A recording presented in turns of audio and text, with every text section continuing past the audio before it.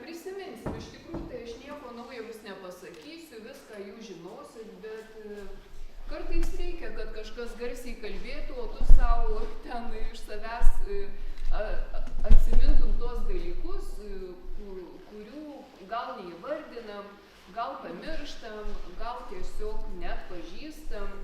Tai nieko čia sudėtingo nebus. Kalbėsiu apie tokius septynias taisyklės, 7 tikrovės dėsnius, kurie tiesiog pačioje tikrovėje yra įrašyti. Ir kaip antikoje apie žmogų sakė, kad jis yra mikrokosmosas, o visa kita yra makrokosmosas. Tai kosmos yra tas pats. Kosmos, tarp kitko, kosmetika yra kilus nuo žodžio kosmos, nes išvertus reiškia tvarka. Tai va kosmetika yra toks didesnis susitvarkymas.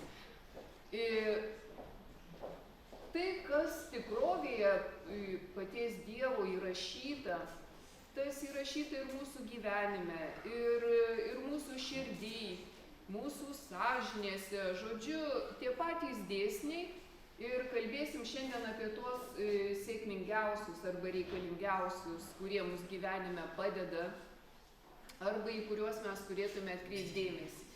Bet savo šitą paskaitą pradėsiu nuo vieno tokio pasakojimo apie imperatorių, kuriam kilo kažkokie svarbus klausimai. Susirado jisai išminčių ir užklausė, sako, dažnai galvoju, va jau senatvės, galvoju apie laiką, pasakyk išminčiau, kaip čia yra su tuo laiku, kas čia yra svarbiausia? Ir išminčius sako, kalbant apie laiką, visada atsimink, kad svarbiausia yra dabar. Va tai, kas dabar vyksta, šitas laikas yra gyvas, ką tu padarai dabar, nedingsta. Tai tikra, kalbant apie laiką, gyvybė ir tikras laikas yra tik dabar. Mes įpratę visada save ten laikyti praeitį, ateitį, bet tai yra nebūtis, tų laikų kaip ir nėra. Šventas Augustinas sakė, vis tiek mes iš dabarties laiko skaičiuojam, kas buvo ten praeitį, koks esu dabar, taip aš suprantu, kas ten buvo praeitį, arba planuoju ateitį, bet mes žinom, kad tai, ką aš padariau dabar, ar ką įžeidžiau, ar ką nors gero padariau, tie dalykai ir lieka.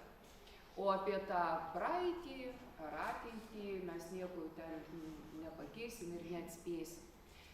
Tai jam priminė, atras dabar ir tikrai, jeigu tu atrandi, kas vyksta dabar, mes tai kažkaip nemokam dabar pamatytų dalykų, labai daug ko nepastebėm. Bet jeigu tu tikrai atsipalaiduoji nuo minčių, nuo ten visokių prisiminimų ir pagalvoji, bet kaip gerai va čia sėdim, ar ne taip šilta, malonu, niekas ten negazdina, jokių žinių čia neklausom, jokio karo nėra, viskas yra labai gerai.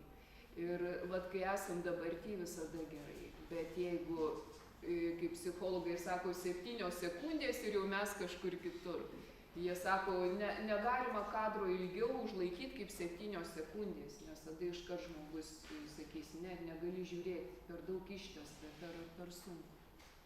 Tai dabar, tai, kas vyksta dabar, matykim labiausiai.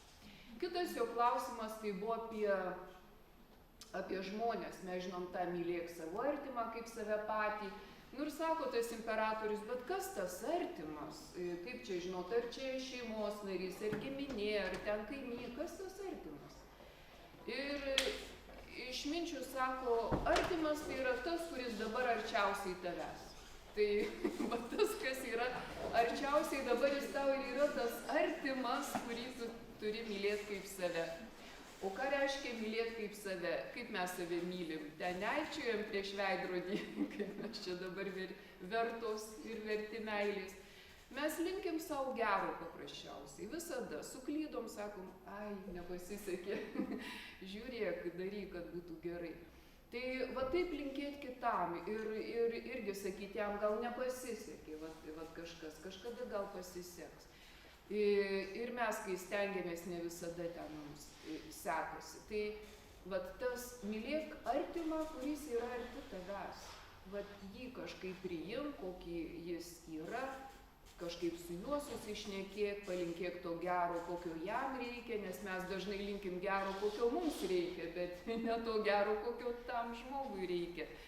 Tai vat, pagalvot, dėl ko, kai būnam bažnyčioje, irgi sako, palinkėkit ramybės ir labiausiai tai reikia šeimos nariams, ar ne, o jie ten gal susipykę, ir va, jiem labiausiai reikia pasakyti ramybė tau. Nu va, tai tiesiog artimas yra va, kiekvienas, kuris yra arčiausiai mūsų, bet ką mes galim pastebėti, kad tas, kuris yra arti manęs, jis man dažniausiai yra kaip priešas, nes, kaip ta Schopenhaueris sakė, kuo labiau pažįstu žmonės, tuo labiau patinka šunys. Kodėl? Pažiūrėkime į šunio akis, į visada išverstos ištikimo žiūri, kaip čia, ką pasakys, ką dabar padaryti, ką atnešt, kurai. O kai žmogus žiūri, tu nežinai, ką jis ten galvoja. Tai vat tas pasitikėjimas kitu žmogum, mes dažnai nepasitikim vieni kitais ir tokiu būdu darom priešus vieni iš kitų. Atrodo, kiekvienas, kuris priešais tave, yra potencialus priešas. Tu nežinai, ko tu iš jo sulauksi ir tikiesi to blogo. Bet, kaip sako, kaip žiūrėsi, taip matysi. Kiekvienam dalyke tos dvi pusės yra. Kaip žiūrėsi, taip matysi. Gali apie tą patį dalyką kalbėti blogai ir apie tą patį dalyką kalbėti gerai. Tai va taip ir su žmogum. Mes kartais, kaip toks Buberis 20 amžiaus filosofas, rašytojas, garsus žmogus sakė, kad kai susitinka du žmonės, iš tikrųjų susitinka 6. Nes kai susitinka du žmonės, mes kitą susitinkam, bet kažką apie tą kitą žinom. Kitaip tariant, mes ne su juo kalbam, bet per tą etiketę, kurią aš užklijavau ant to žmogaus, aš kalbuosi su ta etikete. Tas žmogus, jisai irgi apie mane turi kažkokią nuomonę, irgi ne su manim kalbasi, o per tą nuomonę. Ir iš kitos pusės aš save tam žmogui noriu pateikti, galvojant, kaip geriau, kad mane priimtų. Tai irgi dažnai nebūnu savim. Ir kitas žmogus tą patį daro. Tai sako Buberis, susitinka 6 žmonės.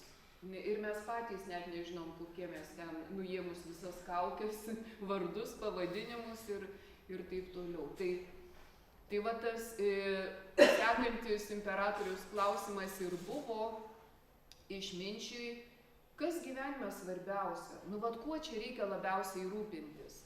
Ir išminčius sako, jeigu tu gali atsakyti į klausimą, kas tu esi, tai tu žinosi, kuo rūpintis. Bet jeigu tu negali atsakyti šitą klausimą, tu nežinai ir kuo rūpintis, koks tas tavo rūpestis turėtų būti pats svarbiausias. Tai, o kaip atsakyti, kas aš esu, nes mes kaip tik ir pridedam, kai mokomės kalbų, ten bet kokių, visada pradedam nuo sakinio aš esu, ar ne, bet kokioj kalbų. Pasakyt, va, aš esu ir ten jau vardą sakome, ar kokią profesiją. Bet jeigu nieko aš ten neįdedu, aš esu. Aš esu yra Dievo vardas iš tikrųjų. Dievas Mozei, kai Mozė klausė, kaip man pasakyti, nuo ko aš čia nešu dabar tuos įrašus, tuos, kaip mes žinom, 10 Dievo įsakymų, tai koks tavo vardas? Ir atsakymas buvo, esu, kuris esu. Aš esu. Ir va tas esu, esantysis, kai mes kalbėjom, kai sakau žodį esu, tai nėra žodis buvau arba būsiu. Esu yra dabar. Ir tas pats Buberis sakė, Dievo mes niekur kitur nesutiksim, tik dabar. Čia ir dabar. Nereikia nei ten galvoti apie, kas ten kažin kada buvo įvykę, ar kada nors bus. Dievas tiesiog yra. Ir mes tiesiog esame.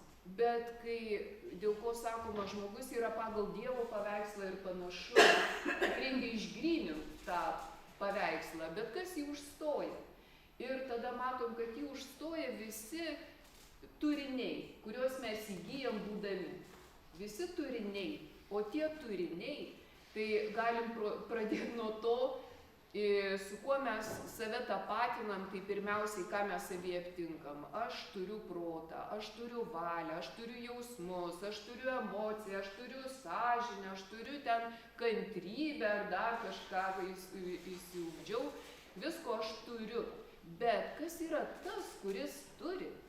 Bet tas, kuris turi ir kantrybę, ir gal gailestingumą, jisai taip pat turi ir puikybę, jis taip pat turi ir godumą, jis turi daug visokių dar kitų dalykų, kurių nenorėtų gal turėti, bet vis tiek turi. Ir tada mes matom, kad jau mes nekalbam apie tai, kad aš turiu namą, aš turiu ten uždarbį kažkokį profesiją ar dar kažką, bet išvardinau tiesiog, ką mes dar net savy turim, ir tai mes esam kažkas kita negu tai. Tas turėtojas yra daugiau už tai, ką turi. Turėjimas visada yra mažiau už patį turėtoją. Ir vat jeigu tu gali kažkaip save išvest už tų visų turinių, tai tu nežinai, kas tu esi iš tikrųjų. Nėra kaip, tu tiesiog esi. Ir vat jeigu žmogus tiesiog yra, va kaip dabar girdėjom dainas, kaip anksčiau žmonės tiesiog gyveno su saulė, atsikelia, pašėrė gyvulius, ką jie daro, dainuoja, tiesiog būna ir tą buvimą išreiškia per dainavimą, per maldas, per visą darbą ir jiems taip viskas paprasta. Bet kai mes save tapatinam ne su buvimu, o su kažkuo, va, su tuo turiniu, už tai taip žmonės veržias savo tapatybę išreikšti ar pinigų, kaip sakom, taip laimė ne piniguose, bet pinigų kiekiai. Tai vat, kai žmogus tą kiekį stengiasi iš paskutinio didinti, kad kuo laimingesnis būtų, tos garbės siekti, kad kažkaip kiti ten žiūrėtų į jį kitaip, kad jis būtų ten ryškesnė žvaigždė už kitus, kad jis valdžią turėtų galią, ar ne, kad turėtų ką valdyti, kam nurodinėti. Ir mes matom, kad visi šitie dalykai mus moko būti didesniu už kitą. Bet tai laimės neatneša. Jėzus išėjo į dykumą ir pirmiausiai jį velnias ir gundė šitais trim.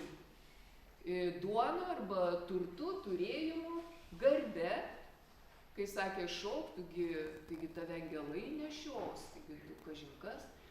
Ir valdžia. Velnias sako, tu čia kluptelk prieš mane, nusilenk, aš tau visas karalystės atiduodu.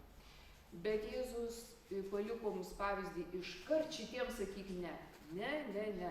Kitaip tariant, tai yra tokie šėtono altoriai, ant kurio kiekvienas pasaulyje norėtų pasiaukoti. Kai, pavyzdžiui, baigė 12-okas mokyklą ir giminė ten per kokį balių šnekasi, tai kur tu stosi? Ir sako, nežinau, ten baigiau muzikos mokyklą, gal eisiu į muzikos... Baigtų, sako, ar tu pinigų ten uždirbsi? Ar tu tikrai garantuotas, kad žvaigždė tapsi? Ar tu į valdžią pakliūsi? Jeigu ne, tai ko tu ten eini? Tai galvok, kur tu eini. Kitaip tariant, mes visada skatinam tu aukokis ant šitų altorių. Bet paradoksas, žmonės praranda sveikatas, numiršta anksčiau laiko, bet arba nepasiekia to, ko jie čia siekia, arba laimės tikrai nesulaukia. Ir labai dažnai tie žmonės nusižudo. Jie nėra čia jokios prasmės šituose dalykuose. Nėra laiko pasakoti, gražiausių pavyzdžių praleisiu. Bet tikrai taip yra. Iš kitos pusės visi žino motiną Teresę, kuri savo laiku, jinai visai patogiai gyveno. Jinai buvo mokyklos direktorė, gyveno jaukiam šiltam vienuolyne, žodžiu, viskas gerai jos gyvenime, nieko ten netrūksta. Bet va tas pašaukimas, eiti ir tarnauti vargšams, išeiti į tas Kalkutos gatves, rinkti ant tuos narkomanus, nusigėrusius žmonės, tasyti, jie ten, visaip ten būdavo, bet tengi nei ten, sakytum, nei ten sėkmė tavęs laukia, nei ten garbė kokia, nei ką tu ten, nei tų pinigų ten išpešiniai, nei ko tu ten eini. Bet jinai vat tikrai norėjo pasirinkti, žinodama, kas yra tą geriausią žmogaus kelią, tarnaut kitam. Ir jinai gavo ir Nobelio premiją, ir tapo tokia žvaigždė, kad kad princesė Diana su ja norėjo nusifotografuoti. Ne motina Teresė ieškojo princesės Dianos, kad su ja nuotrauką turėtų. Popiežius rankas išbučiavo Jonas Paulius II, kuris dabar šventasis. Nu kur daugiau garbės, kuris žmogus gali gauti. Ir taip pat turėjo didelę valdžią. Ir ligoninės kūrė, ir mokyklas, bet jai to visai nereikėjo. Jinai buvo tikra lyderė. Dabar labai daug kalbam apie lyderystę ir sako, lyderis, jis turi būti pirmiausiai didžiadvasis. Jis turi būti žmogus, kuris būtų kaip pavyzdys. Tai jis turi būti tas didžiadvasis, kuris pirmiausiai lavinasi dorybėse, ne ydose. Ir pagrindinė dorybė tai yra nuolankumas, nebūk didesnis už kitą. Tai yra tarnystė. Daryk tai, kur tu tarnauji kitiems. Tai vat jeigu tu, kaip ta motina Teresė, įžvelgi, kas tu esi ir kad čia nekurk savo karalystės, nei turtų, kažkam reikės palikti, kaip psalmiai sako, ar tu žinai, kas tavo turtų naudosius, kam tu jį tą turtą krauni. Tu išmok suskaičiuoti, kiek dienų tavo amžiui. Ir tada matai, kad tai už ko kabintis, jeigu ne už tų 3 dalykų. Tai čia tiesiog buvo tokia įžanga, o jau dabar visą turinį greičiau stengsiuosi papasakoti. Tai va tie, čia reiktų perskaityti visą šitą knygą, bet dabar kažkaip trumpinsiu. Iš viso to, ką tas išminčius mokė imperatorių, mums labai reikia tapti sąmoningais. Kitaip tariant, sąmoningumas ir yra reikalingas tam, kad tu pamatytum kažkokius tikrus dalykus. Ir advento laikas jis skirtas tam tikrai tvarkai susigrąžinti. Vat mes matom, adventas yra kaip ir liturginių metų pradžia, bet nauji metai už mėnesių, ar ne? Ir va čia toks įdomus laikotarpis, kada tu tarsi turi surinkti save atgal, arba žmonės ten važiuoja į vienuolynus, kelias dienas tylos pasiima, kad toje tyloje tarsi kaip tas imperatorius savo išrištų svarbiausius klausimus arba pamastytų apie svarbiausius dalykus. Tai mums dažnai reikia tos tylos, dėl to adventas ateis tuo ir gavėnia. Tie pasninko laikotarpiai, kam jie reikalingi? Pasninkas yra, sakytume, pirmiausiai su maistu susijęs. Buvo toksai Evagrijus, dykumų tėvas, kuris buvo rašantis, aprašė 8 piktas mintis, blogas mintis. Ir pirmiausia, jo tam sąraše buvo persivalgymas, kas mūsų nuodėmių sąraše yra kaip paskutinė, tokia nelabai reikšminga. Jau ten persivalgymas, persigėrimas, atsimenu, kaip ten reikėjo išmokti. Tai čia gal kai kam, bet jau tikrai, kai mes galvotume, ne man. Bet mes žinom, kiek dabar yra sutrikimų, kalbant apie maistą, kiek žmonių serga. Ir Evagrijus sakė taip, žmogus, kuris nemoka susitvarkyti maisto klausimų, ar ne, jis nemokės niekur. Jis ten apie jokias dorybės daugiau negalim kalbėti, apie jokį ten lavinimąsi. Tai matom, kad anksčiau žmonės pasninkavo daug griežčiau. Dabar visi atleisti. Vieni serga, kiti pervargę, kiti per jauni, kiti dirba, visi atleisti. Aš kai paklausiau vienos Leprausko paskaitos, supratau, kad visi nuo pasninko yra atleisti. Nereikia pasninkauti nieką. Tai, bet va čia yra klaida, tie jau, kurie sveikata domisi, tai žinau, kad gerai tas pasninkas ir antra vertus, kad taip mes kažkaip tampam tokie disciplinuoti, jeigu aš galiu nuo kažko save suvaldyti, sulaikyti, vakare neprisivalgyti, tą šaldytuvą atidarius, tenai įsijungus televizorių, taigi kemši, kiek ten ką randi tam šaldytuvui. Ir kiekvieną kartą sakai, ir kam prisivalgiau, ir taip sunku miegoti, ir kaip aš vakar džiaugiaus, kai aš nepavalgiau vakare. Ir tu matai, kad trūksta sąmoningumo, darom kartais aklai. Bet jeigu, kaip sako, mylėk artimą kaip save patį ir mes matom, nemylime savęs tikrai, nes ir nei sveikata nesirūpinam, nei tikrai savo gero iki galo nelinkim. Tai va čia ir yra toks paprastas dalykas. Ar moki susivaldyti maisto atžvilgiu? Vieniems tai daryti lengviau, kitiems sunkiau. Evagrijus sako, va čia ir prasidės tavo visos kitos pratybos, ar tu mokėsi lavintis kitose dorybėse. Bet vat, jau noriu bent jau apie tą pirmą dėsnį ką nors pasakyti, kuris vadinasi potencialumo dėsnis. Tai yra potencija, šitas žodis reiškia galimybę.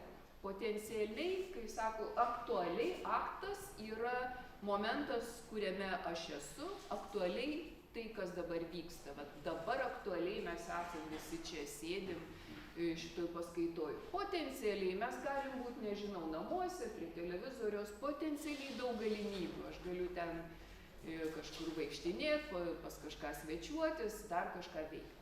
Tai potencialumas reiškia daug galimybių. Ir mes gyvenime matom taip. Dievas tai, ką sukūrė, mums viską atidavė.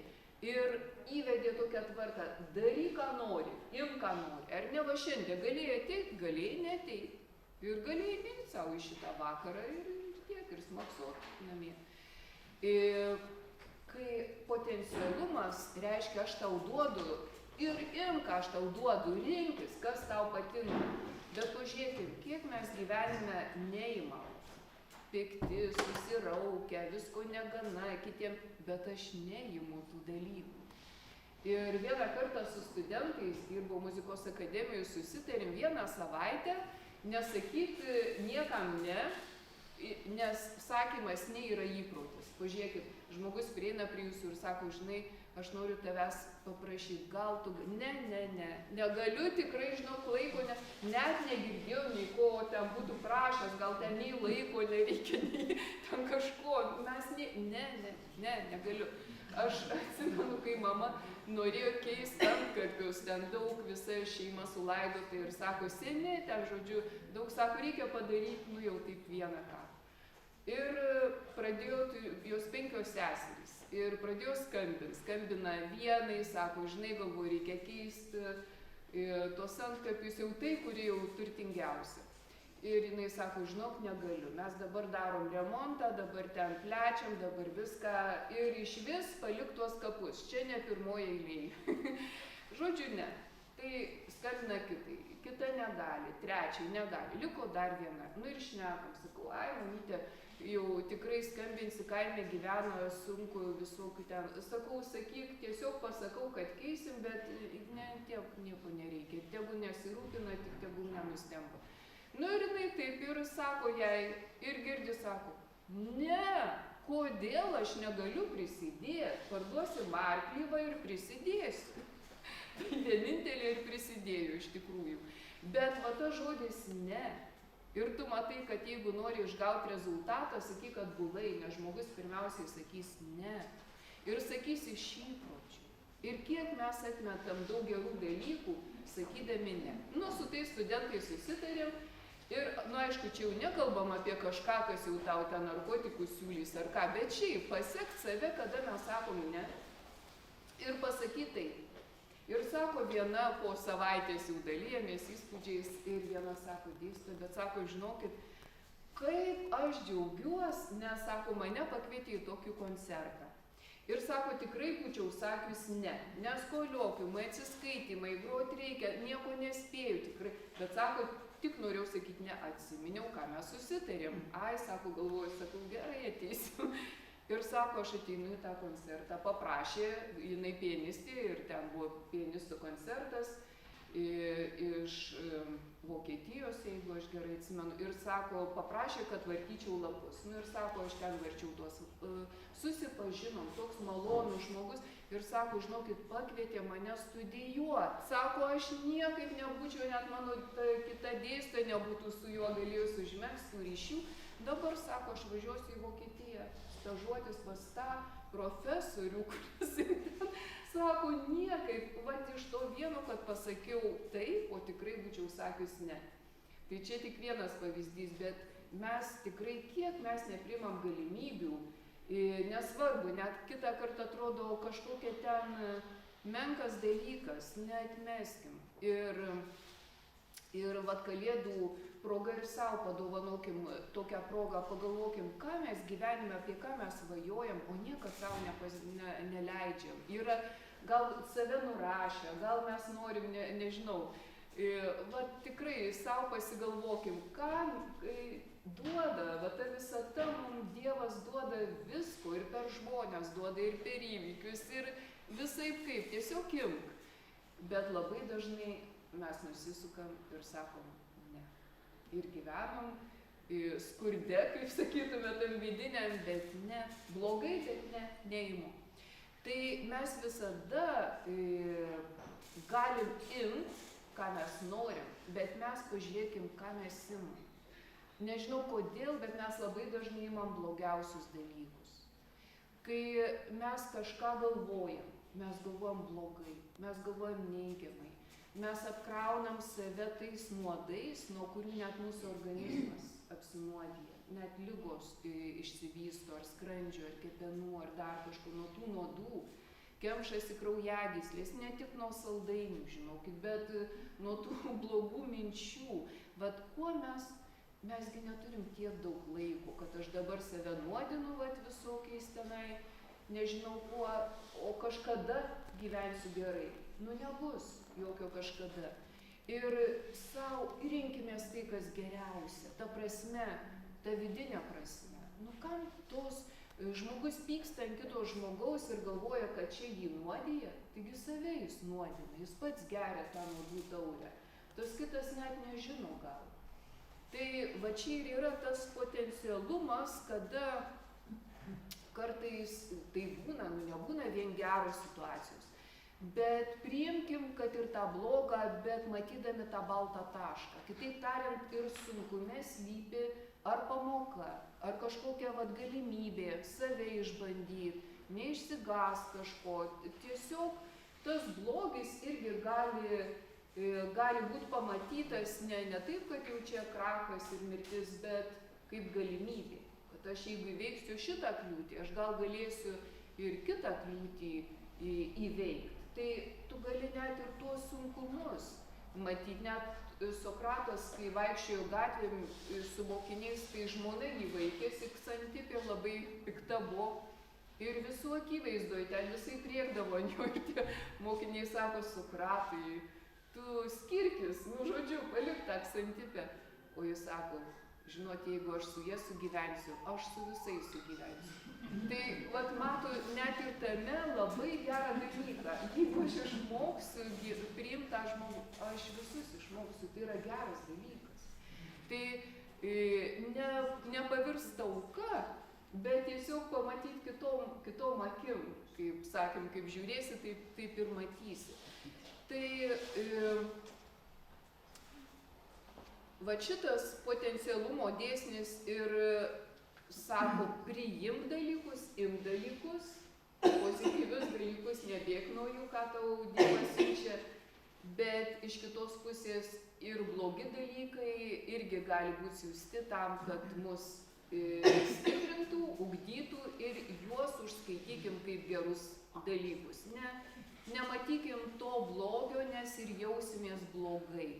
Jeigu mes matom tik blogį, tai ar gyvenimas gali būti kitoks, jis ir yra blogas. Jeigu žiūrim į žmogų ir sakom, jis blogas, nu tai, kai sako Jėzus, ne tai, kas iš išorės ateina tave sutepa, o kas iš vidaus. Taip tariant, tai eina iš mūsų vidaus. Mes taip matom. Tas žmogus yra, kaip tas Buberis sakė, net nežinom koks, bet per tą etiketą tarsi mes skaitom. Tai va, tai kiekvienam dalyke yra tos priešybės, kiekvienam, bet žiūrėkim tom gerom akim ir nebijokim sakyti taip dažniau negu ne. Vat pasiekim save, va tas sąmoningumas pasiekt, ar mes neatmetam tų gerų dalykų. Ir taip pat tas kitų žmonių teisimas, jis ne todėl, kad tie žmonės nusipelnė būti nuteisti, bet mes iš įpročio taip darom. Gaminamės priešus. Vat teisėm ir jau man priešas tas žmogus. Tai vat to ne, kad būtų mažiau ir tada mes matysim daugiau tos baltos spalvos. Priimsim daugiau dovanų ir nepamirškit savo pasidovanot kažko, ko niekada neleidot. Antrasis dėsnis yra davimo. Tai susieta su meile, kaip sako, Dievas iš meilės sukūrė pasaulį, jis viską duoda. Ir Liuciferis, kuris buvo šviesos angelas, irgi tą šviesumą gavo iš Dievo, jis vieną kartą sugalvojo, Liuciferis išvertų šviesos nešies, aš tiesiog švyčiu, šviesa, man nedaug reikia iki Dievo, bet jeigu ką gaunu, viskas man ir aš Dievas. Ir va šitas judesys jį pavertė tą juodą pabaisą su uodega ir ragais. Kitaip tariant, mes visi galim atlikti šitą judesį, kitaip tariant, nesidalint, netiest rankos, bet savo. Bet labai gražiai Severinas, toks pranciškonas, sakė pamokslą ir sako, kai va taip gyvenu, tik save apsikabinu, kiek čia telpa? Nedaug, bet sako, va kai taip gyvenu, čia tai pilnas glėbys. Tai va taip ir būna, jeigu viena ranka Dievui, kita žmonėms, per tave irgi viskas eina, kaip į motinai Teresijai. Nobelio premija viskas, bet jinai viską atiduoda, ką gauna. Ir čia yra laimė. Mes būtume nelaimingi atskirti vieni nuo kitų. Tai kaip gera būti su kitais, vertinti kitus ir dalintis viskuo. Ir šita taisyklė turi tokią paslaptį. Kiek duodi, tiek gauni atgal. Tiesiog kiek davėjai, sugrįš apščiai. Kuo dalinies, to netruks. Maistu dalinės, šaldytuvas pilnas ir pilnas. Drabužiais spintos neužsidaro. Kuo dalinamės, tas mums grįžta. Ir toks trumpas pasakojimas irgi, kai dirbau Šalkausko kolegijoje, tai va, tokio jau vyresnio amžiaus, ten įvairaus amžiaus tie studentai buvo ir viena iš kaimo tokia gera moteris, ten senamiesty buvo ta kolegija prie katedros netoli ir per pertrauką, sako, galvoju, į katedrą pasimelsiu ir sako, planuoju eidama, turiu 50 tų eurų, kaip dabar neatsimenu, ar ten litai tada buvo, lygtai litai. Ir sako, va, turiu tuos litus ir galvoju, pirksiu duonos, kai važiuosiu namo, va, po paskaitų dar kažko, bet einu į katedrą. Ir sustabdo moteriškį ir sako, tiesiog, sako, jūs tikėsit ar netikėsit manim, bet aš iš ligonės, tikrai aš neturiu visiškai pinigų, negaliu nei grįžti namo, sako, nežinau, kas man pasidarė, paėmiau ir atidaviau visą tą 50, dabar einu melsti, sako, ir galvoju, atiduotai atidaviau, bet dabar nieko nenupirksiu. Ir dar tokios mintys lenda, taigi ir visokių vagišių būna, kad tau tokias istorijas pasakoja, gal aš atidaviau, nežinau net kam, o duonos net neparvešiu šeimą. Ir sako, bet galvoju, melstis Dieve jau, daviau, pamirštu viskas, meldžiuos. Ir jinai pasakoja, kad po metų, sako, lygiai taip pat, einu tarp paskaitų į katedrą, vėl pasimels, sustabdo vyriškis, sako, toks gražus, jaunas, ir sako, ponė, sako, matau, kad pinigą ištiesęs, tą 50 litų. Sako, jūs nei neklauskit, nei aš jums nieko, tiesiog paimkit ir aš jums labai padėkosiu, jeigu jūs iš manęs paimsit. Ir sako, aš žado netikau, ta pati vieta, už metų, grįžta pinigai. Ir sako, Dievas niekada nenuskriaus to, kuris dalysi, kuris duoda, tam nieko netrūksta. Tai va čia kiek galit manim netikėti, bet ta cirkuliacija, net ir žodis valiuta reiškia cirkuliacija ir pinigai turi judėti, vaikščioti, kitaip nuvertės ir išmesi. Tai gyvenime viskas teka, kaip laikas teka, dalykai teka ir mes neturėsim antro šanso dalintis. Taip, kad jeigu yra proga su kuo nors pasidalinti, jeigu yra proga kažkam ištiesti tą ranką, tai tikrai drąsiai ją tieskim, nes tai ir yra tas buvimas kartu, kai mes galim dalintis.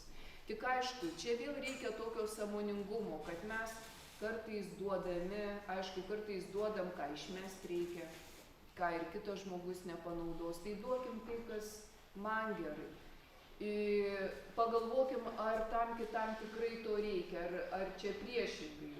Būna taip, kad tik apsunkina. Tai vat kartais pagalvot, kam duodam, ar žmogui to dalyko reikia, ar aš tiesiog noriu išmest. Tai vat tikras gerumas yra padaryti gerą, pagalvojant apie kitą. Vat tam kitam, ko jis stokoja, ko aš galiu dabar pasidalinti su juo. Ir aišku, nebūtinai čia mes kalbam apie materialinius dalykus. Kartais žmogui reikia tiesiog pasisveikinti, tiesiog šypsenos, tiesiog tavo gero nusiteikimo. Ir aišku, vėlgi mes žinom, jeigu kažkas su tavim nenori sveikintis, bet tavo veidas bent jau turi būti toks, kad tu ten rodai, kad tikrai tu norėtum pasisveikinti su tuo žmogum. Tai kitaip tariant, kuo mes dalinamės, tą mes gaunam atgal. Ir jeigu mes kažkuo skundžiamės gyvenime, pagalvojam, man trūksta iš to dalyko, pradėkim dalintis. Pavyzdžiui, žmogus galvoja, jaučiuos labai vienatvėj, ar ne, kažkaip vaikai užsiėmę, ar artimieji, kam aš čia dabar sėdžiu tuose namuose. Bet tada pagalvokit apie kitus. Gal aš galiu paskambinti, gal kažkas kitas yra vienas, gal tiesiog pralinksminkim kitą, kuris mano galva gal dar labiau, gal vienišesnis už mane. Ir pamatysim, kad kartais reikia pačiam tą ranką tiest, kad jinai prisipildytų to, ko tau trūksta. Dar yra vienas dalykas, ko neleidžia mums puikybė, priimti iš kitų, kai kiti nori pasidalinti. Tai priimkim su meile, nesakykit, man to nereikia. Tai kadangi jau gavau žinutę, kad reikia į pabaigą, o čia dar tik pradžia, tai gal kitais metais susitiks pratiks. Tai yra toks dėsnis, kol nespėsim, tai išvardinsiu. Priežasties ir pasekmės, tai mes jį dažnai naudojam, ką pasėsi, tą ir pjausi. Visada pagalvot, ką mes sėjam. Ir kartais jaučiamės nuskriausti, bet nepagalvojam, kad kartais gal mes priežastis, kad iš kito sulaukiam tokio atsakymo. Tai priežastis ir pasekmė yra, mums ta pasekmė visada kaip atsakymas. Ir kai mes darom sąžinės sąskaitę, tai va šitoj vietoj labai šventas Ignacas Lojola gerai mokė, kad sako, praėjus dienai visada, taip, ar ten jau kai eini gult, ar atsigulus pasigalvot, kaip tau šitą dieną praėjo. Ir jeigu kažkas buvo ne taip, tai mes iškart galvojam, tas žmogus ten, jis blogas, čia man kenkė, ar čia nepag... Bet ne, jis galvok, blogai jauteis, ką tu galėjai kitaip padaryti. Ką tu galėjai toj vietoj, kad ta pasekmė būtų kitokia, ką tu galėjai kitaip padaryti. Nes kai mes prieš blogą blogiu kovojam, tai mes blogį tik išdidinam. Bet blogis yra gėrio stoka. Tai tu turi atspėti, ko ten trūko, kokio gėrio, kur man reikėjo ten pasistengti, kad ten atsirastų daugiau gėrio, o ne blogio. Tai visada tų atsakymų galvokim apie save. Mes visada taikom kitiems, čia kitam gerai tiktų šitas dalykas. Bet pagalvot, o kaip man? Kitas, kas man labai patinka, yra toks dėsnis, mažiausių pastangų dėsnis. Mes visada stengiamės ten ant galų pirštų vaikščioti. Nereikia. Bet tas mažiausių pastangų dėsnis, iš karto pasakysiu, yra meilė. Ir kai gynėsi čia kitoj kolegijoje irgi tokia moteris, kuri jau yra, tokia jau ne jaunystėj, bet jinai įsteigus tokia, nežinau, padeda kaimo vaikam, kad jie ateitų po pamokų, galėtų pamokas atlikti, pavalgyti sriubos ir iš pradžių jinai gaudavo tų pinigų, o dabar nieko negauna. Bet jinai sako, žinot, čia prie tų skaidrių reikia tuos metodus nurodyti, aš čia kažką parašiau, bet pasakysiu, kad veikia tik vienas metodas, tai meilė. Gyvenime jokie kiti, sako, ką aš čia parašius, jie tiesiog neveikia. Vienintelis meilė. Jį taikyk ir pamatysi, kad jis vienintelis veikia, perkeičia, atstato, sutvarko. Tai vat mažiausių pastangų dėsnis savo visada primint. Neapykanta viską griauna. Taip pat yra mažiausias pastangų dėsnis. Rodyk neapykantą, kerštą ir viskas grius. Visi kariaus, kaip dabar matom. Visi nori parodyti Dievas aš, bet visi eina su neapykanta, su melu, su slėptais kažkokiais ten egoistiniais motyvais. Jie tą velnio principą taiko, bet dieviškas principas yra meilė. Ir tada mažiau sumaišties, mažiau problemų. Visos problemos susietos su egoizmu. Vat, pavyzdžiui, kai pagalvoju, turiu šitą problemą, kitą, trečią pagalvok. Jeigu nebūtų tavęs, ar būtų tos problemos? Nebūtų. Nes jos sukasi apie mane. Man nepatinka, man negerai, ne taip, viskas. Bet jeigu ne apie mane, save pamiršti, dingsta tos problemos. Tai kad nestovėt vat ant tų galų pirštų, kad čia tik man viskas, geriau atsipalaiduokim. Geriau tikrai linkėkim gero, tai yra mažiausių pastangų dėsnis. Jeigu aš kažką darau, mylėkim tą dalyką, kurį aš darau, tai bus atostogos, nepervargsim. Mylėkim tą darbą, pažiūrėkim, nežinau, kad ten tikrai, kad kaip ir namus tvarkom, ar nepuošiam, tai gali sakyti, oi, čia bulkės, viskas čia, bet tu gali džiaugtis, kad tu sutvarkai, kaip gražu turėti tą tvarką. Lygiai taip pat viduje. Nevargt, ramiai miegot, neturėti nerimo, nelinkit niekam blogo, neturėti neapykantos, turėti tą meilę ir tu ramiai užmiegi. Tvarką turėti, tiesiog laiku padaryti. Įvykdyti pareigą, atrodo, kas čia, visi jas turim, tiesiog padaryk, ką turi padaryti, nieko ten nereikia daugiau ir tu ramiai miegi. Tai, vat, nesigink, jeigu tave kaltina, tegul tam taip žmogui reikia.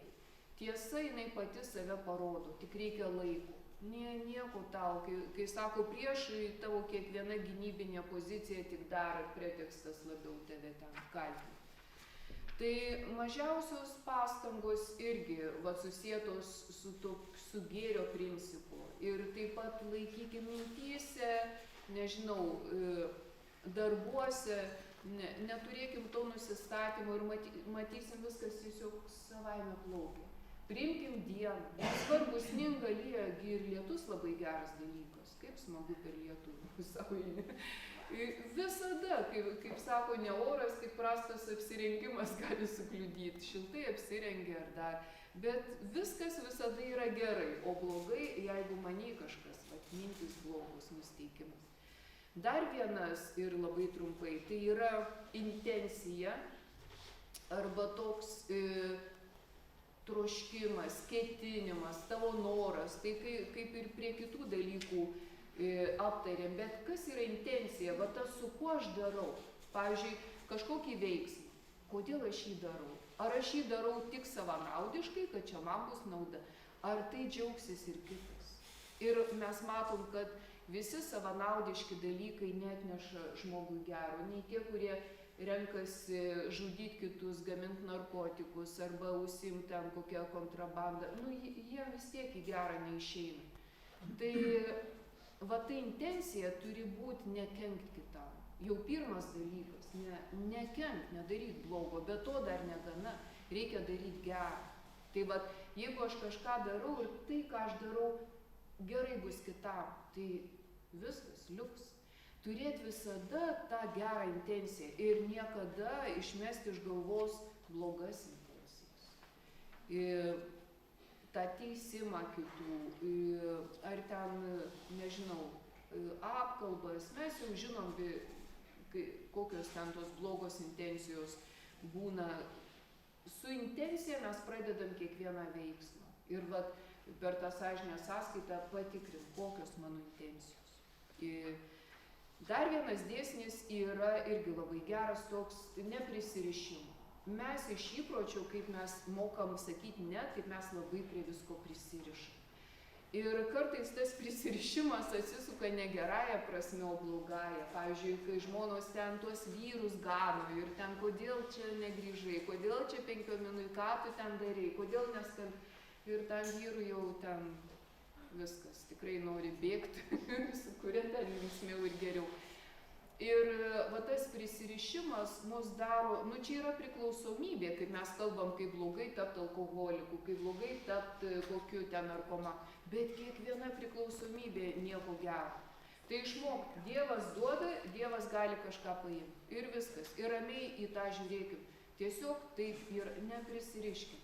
Jeigu darbą atėmė, žinokit, gal 3 darbus duos, ten nesikabinkim, neverkim, viskas gyvenime eina labai gera vaga, kai tu tiki tuo davėju, kuriam rūpi ir žvirblys, kaip Šventas Pranciškus sakė, ir žvirblė aprūpinti, ir lauko lelijos aprengtos, ko tu čia pergyveni. Tai vat jeigu pasitiki tuo, kuriuo tikrai reikia pasitikėti, Dievui ranką tiesi, tai nereikia prie nieko ryštis. Tau tikrai, kaip sako, jeigu vieną paims, tai 3 į tą vietą duos. Tai patikrint galim metų gale, kiek aš turiu tų nereikalingų tokių, kaip aš kitus kankinu tais visokiais prisirišimais, neduodu žmogui būti laisvam. Nu, nepririši kito žmogaus prie savęs, jeigu jau ir norės kažkur eiti, tai ir eis. Nu, tai kam dar save kankint? Tai ir prie visko taip išmokti, ramiai žiūrėti, tai yra sveikatos grąžinimas. Tų pinigų visų neuždirbsim, kiek turim, tiek gana ir visada jų norėsis daugiau, bet tikrai gana tiek, kiek turim, tiek mes mokam susitvarkyti. Bet prisirišt galim ir prie turto, kaip šnekėjom, ir prie garbės, ir prie valdžios, tai vat, atsiriškim, gyvenkim lengvai, nestovėkim ant tų galų pirštų. Ir aišku, labai geras dalykas atpažinti savo gyvenime, kokį tu turi pašaukimą, kokį talentą turi. Va žmonės, kurie turi balsus, dainuoja, jie čia save realizuoja, jiem tiesiog energija atiteka, kai tu darai tam, kokią dovaną tu turi.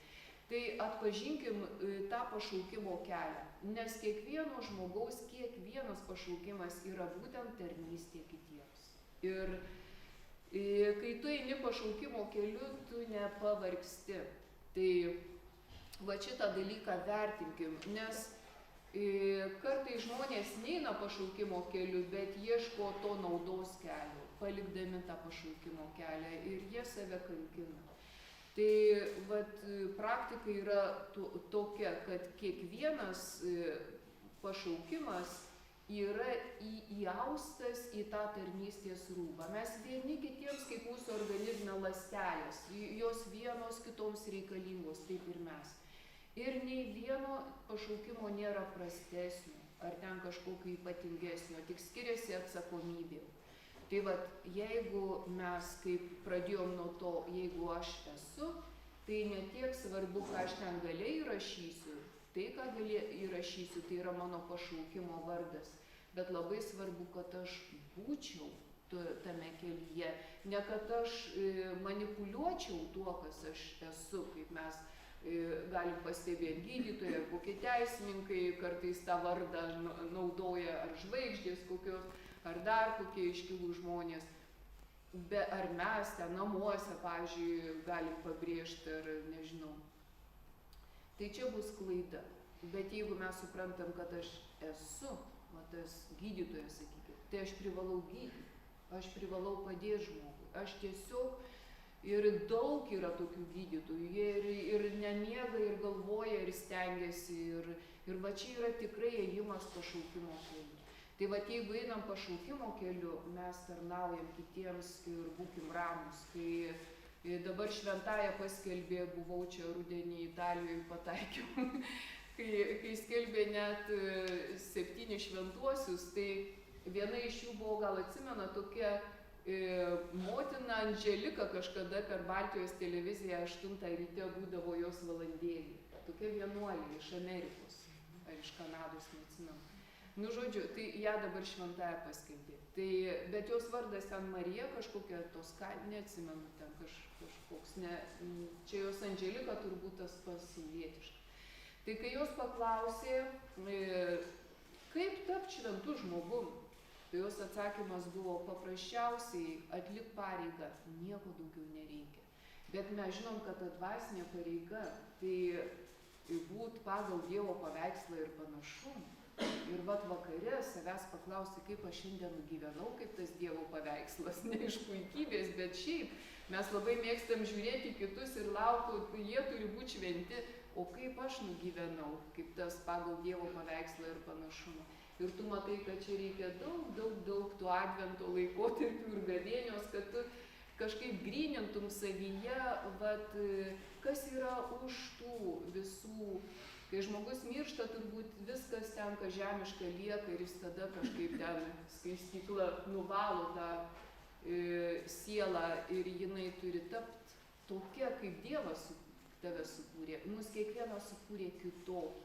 Ir mes ne vienas į kitą turim žiūrėti, kaip čia man daryti, bet vat, turėti ryšį su Dievu. Tai va tą palinkėsiu, kad kai ateina tie laikotarpiai, kai tylos ieškom, tiesiog natūraliai. Mes kažką norim suprasti apie save, ar apie tą laiko svarbą, ar ką aš čia veikiu, ar kas čia svarbiausia, ar kaip man gyventi. Tai visada žinokim, kuo labiau išgryninsim ir darysim save pagal Dievo paveikslą ir panašumą, tuo tie visi dėsniai savaime veiks mūsų gyvenime. Ir galim juos pradėti taikyti ir tada matysim, kad jie kažkaip manyje grynina, nes ką reiškia? Aš turiu išmokti ne tik kaip žmogus žiūrėti į kitą, kai Šalkauskis mokytojams sakė, jeigu iš tų vaikų darysit žmonės, jie taps gyvuliais, bet jeigu darysit angelus iš jų, jie taps žmonėmis. Tai vat, tu turi daugiau vis daryti, negu atrodo tu šiaip norėtum, kaip tingus egoistas, kaip anas popiežius Pranciškus vis kvietė pakilt nuo sofų, ten į paribius. Tai va tie visi užribiai pirmiausia į savo tuos nueit, ne tik kai man patogu, bet tuos gilesnius tokius klausimus kelt ir mes meldžiamės Tėve mūsų, Tiesie šventas tavo vardas, Tėteinė tavo karalystė, Tiesie tavo valia, ne mano valia. Ir tada tu matai, nežinau, koks tas mano paveikslas, Dievas žino. Tai va Dieve padėk išgrynint tuos paveikslus, kad ta laimė būtų jau šitoj žemėje, ne tik galvotume, nu gal kažkaip ten skaistyklą praėję, tapsim laimingi, mes dabar tokie galim būti. Tai va, tai tiesiog tie laikotarpiai tam skirti, tai nežinau, jūs kažką čia užgirdot, neužgirdot, tai irgi nesvarbiausia. Svarbiausia, kad jūs pasėdėjot ir galbūt kažką galvojot, kas jums būtų svarbu, ką jūs norėtumėt prieš tas kalėdas, ar suprast, ar, kaip sakau, kažką savo padovanot, ar pasikeist, ar atrast kažką gyvenime. Tai ačiū, kad jūs buvot kantrus.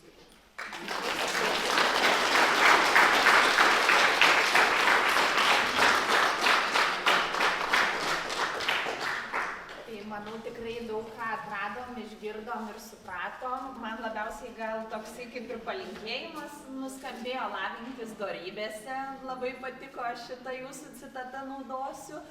Ir neatmeskime galimybių, o galimybė jums rytoj atvykti į kitą bibliotekos renginį. Taip pat 17:30 atvyks Emilija Latėnaitė su savo muzikinė poetinė programa. Tai neatmeskite galimybių, kaip šiandien atvykote, tai taip pat ateikite ir rytoj.